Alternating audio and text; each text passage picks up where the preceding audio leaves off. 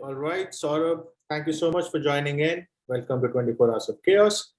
There's a lot of good stuff coming out of Bombay, and we have a lot of, of course, previous panels also from Bombay, including a host.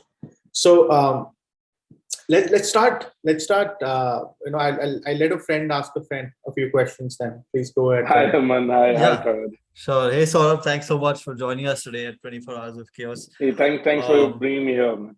yeah, and I think one of the very interesting things about your background is that you started out with live action filmmaking and you've made, a full transition into CG workflows where you heavily leverage, XR and related technologies as well, for a lot of your projects.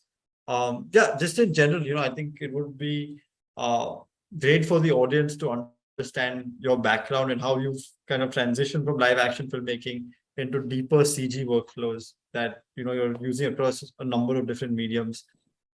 Sure. I think when I started Liminal around 6.5 years ago, the idea was to sort of combine storytelling and technology together.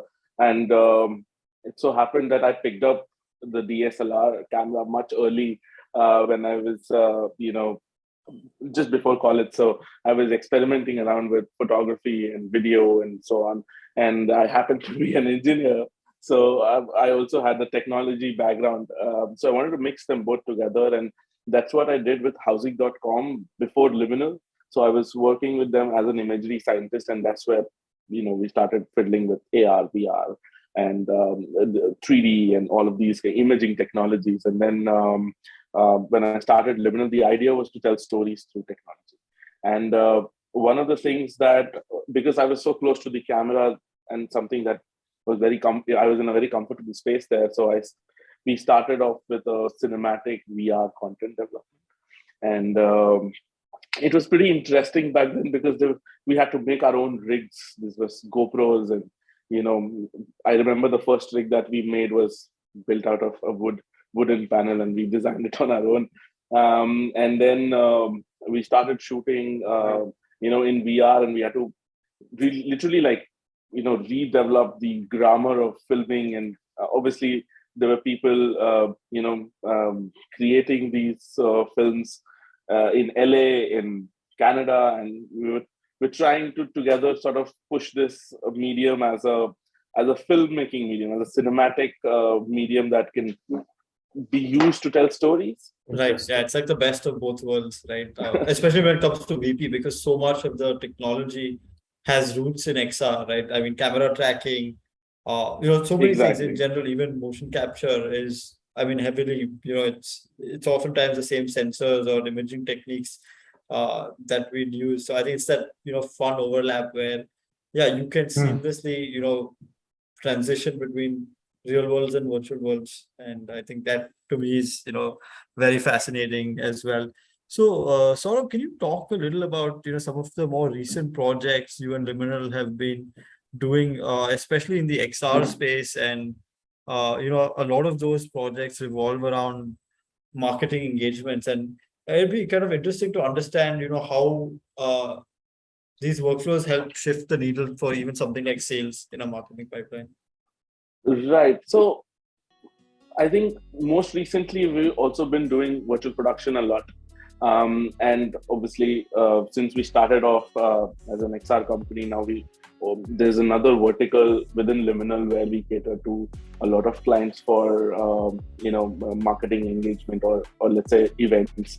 So recently, I think some of the highlight projects that we've worked on is for Airtel, for Citibank, and one was for Shivas. And what we could see is these are all XR projects where for Citi, let's say we built like a So for Citi, we built like a AR experience, which was at Cirque du Soleil. And what we noticed that a lot of people would come to that stall and experience augmented reality. It was a fun little game that we built, and through that, Citi was trying to get the customer data and make them fill up a form, and we ended up in a month's time, we ended up having around 4,000 entries just by people visiting the stall. and these 4,000 entries were for HNIs who the city was targeting for City Gold account.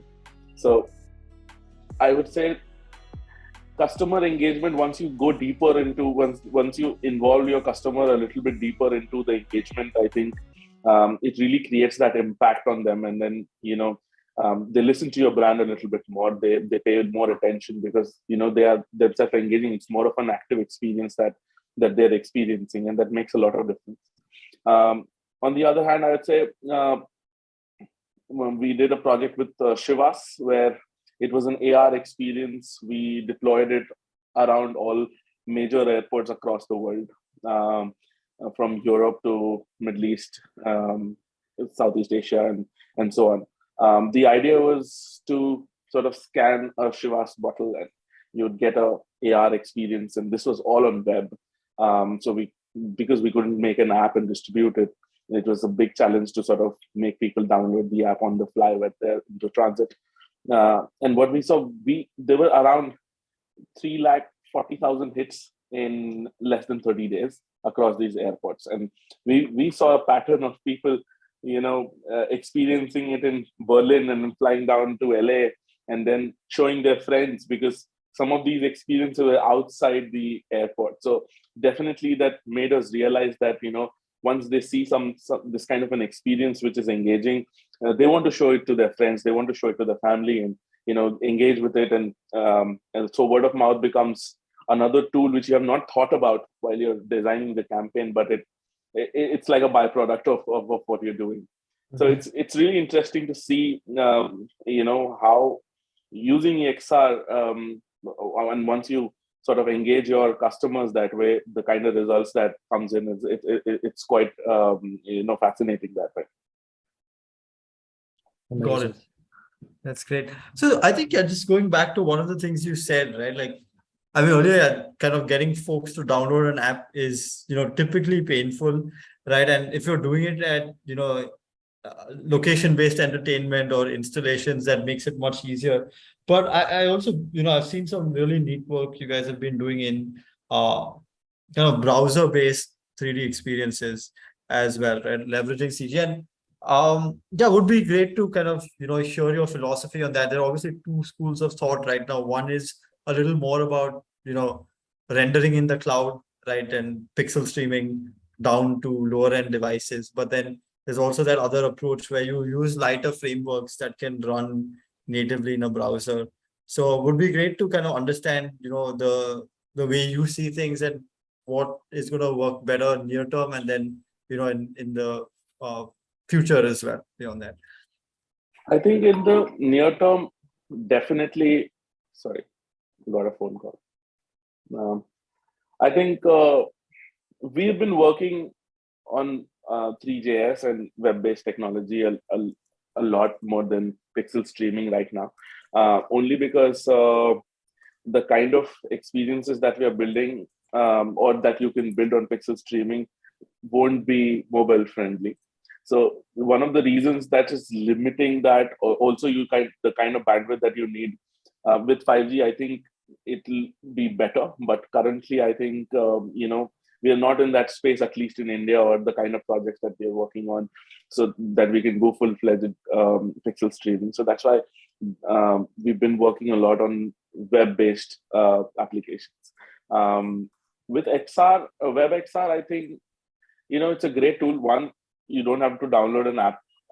Two, it's mobile friendly, so it's device agnostic. Basically, if you have a browser, it works. In near term, definitely, I think web-based XR is something that people will be exploring more. But in the future, I don't know. I mean, there's a limit to how much you can push the web and the browser, because it's not connected to your, the way the browser speaks to your device. It's very different from, it is a browser. It's a layer on, it's an application on top of your OS.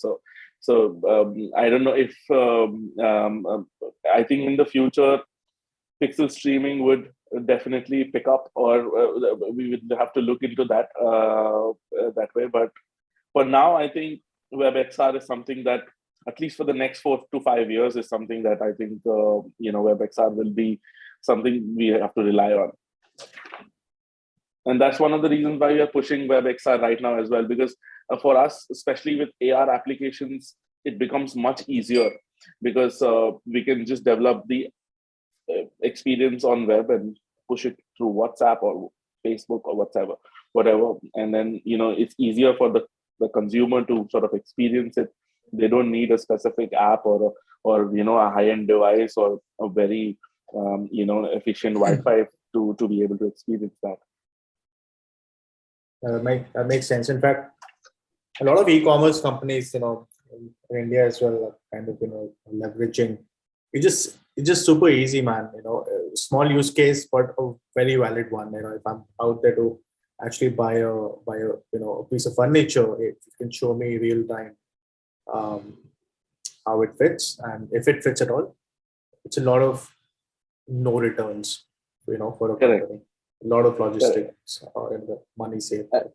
And also, the thing is, there are ways to sort of push these 3D models so that you can, make it really, really light and something that any phone can support it.